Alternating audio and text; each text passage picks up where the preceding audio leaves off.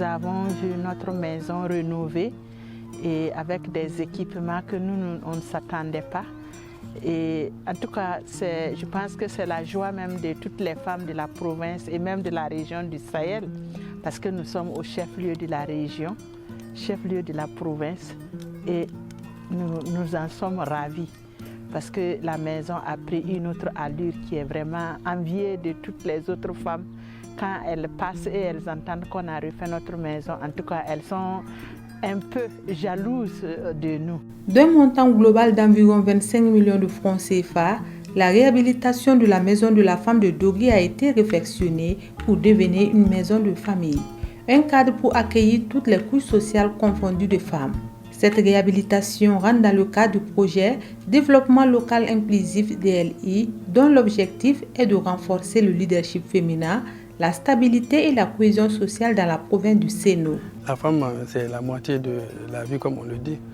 Et donc les femmes sont tout ce que nous avons de très précieux chez nous, qui nous accompagnent dans nos activités, aussi bien de développement que nos activités politiques. Donc nous travaillons beaucoup avec les femmes et elles sont indispensables à tout ce que nous faisons. Avec cette rénovation du bâtiment de la maison de la femme, les femmes pourront continuer leur mission et améliorer encore l'accueil et l'accompagnement des autres femmes, surtout celles en situation de précarité et de handicap. Et en réalité, avant que le bâtiment ne soit rénové, en tout cas, c'était assez délabré. Et bien que quand même son entité existait, mais il n'y avait pas ce confort, ce n'était pas rénové comme aujourd'hui. Et par l'intermédiaire de la coopération italienne et l'Union européenne, HI a mis les bouchées doubles pour nous faire une réflexion vraiment super pour cette maison de la province du Sénou, du département de Dori. Et c'est une maison quand même qui a vu des extensions, parce qu'il y avait des choses qui n'existaient pas. Par exemple, les passages pour au moins les femmes qui vivent avec un handicap, ça n'existait pas. Mais aujourd'hui, en tout cas dans notre maison, nos sœurs, nos mamans ou nos filles qui vivent avec un handicap, elles peuvent participer d'une manière à l'aise à nos activités, parce que, en tout cas, on a créé des voies où elles peuvent passer d'une manière facile pour accéder à la salle, et même les toilettes. En tout cas, on a fait des efforts pour donner un chemin adapté à. Et nous ne faisons que remercier les donateurs qui ont mis la main dans la poche pour faciliter cette réhabilitation-là. Parce qu'aujourd'hui, quand les femmes regardent cette maison, vraiment, on ne s'y attendait pas. Parce que si vous l'aviez vu avant et maintenant, la différence est comme le ciel et la terre. En plus d'être un cadre pour des réunions-rencontres, la maison de la femme va aussi leur servir comme lieu pour mener à bien leurs activités génératrices de revenus. Et si on fait l'évaluation de ce qui a été fait, c'est beaucoup. Et dans ça, elles pensent même qu'elles vont utiliser ces locaux pour se procurer de l'argent, parce qu'il y a des salles de réunion là-bas qui sont aménagées. Et je pense qu'il y a un comité de gestion qui va être mis en place pour qu'on puisse exploiter ces salles-là d'une façon ou d'une autre, parce qu'il y a beaucoup de rencontres qui se tiennent à Dori et parfois il y a des manques.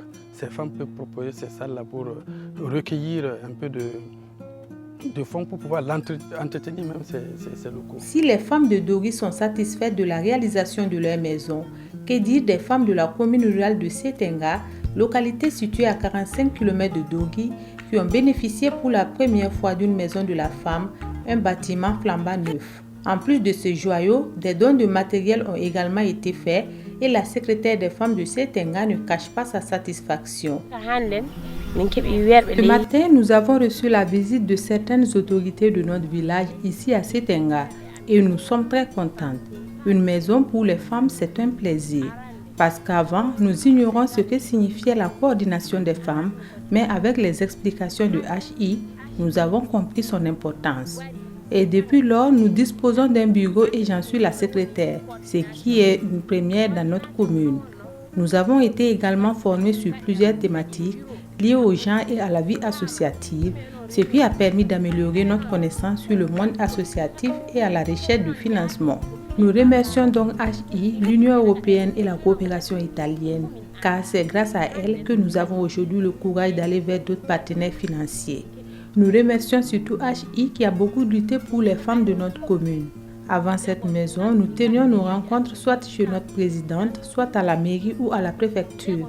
Aujourd'hui, nous les tenons dans notre propre maison. En plus de ce joyau, nous avons reçu des équipements tels que des chaises, des tables et un micro qui est aujourd'hui notre canal d'information pour nos réunions.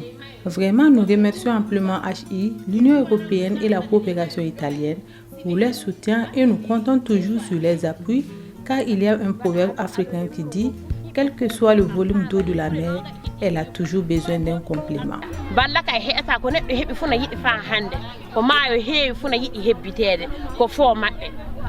La problématique du développement local inclusif est accordée dans la province du Séno à travers la mise en œuvre du projet Insertion et stabilisation socio-économique des jeunes et des femmes de la province de Séno.